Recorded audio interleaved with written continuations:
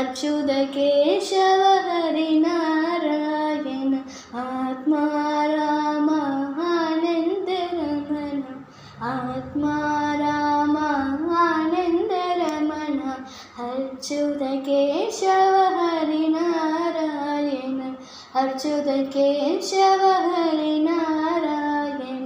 आदिनारायण आनंद शयन आदिनारायण आनंद शयन सच्चिदानंद श्री सत्यनारायण सच्चिदानंद श्री सत्यनारायण आत्मा राम आत्मा राम आत्मा राम आनंद रमण आत्मा राम आनंद रमण भवभयहरणं वन्दितचरणं भवभयहरणं वन्दितचरणं रघुकुलभूषण राजीवलोचन रघुकुलभूषण राजीवलोचन आत्मा राम आनंद रमण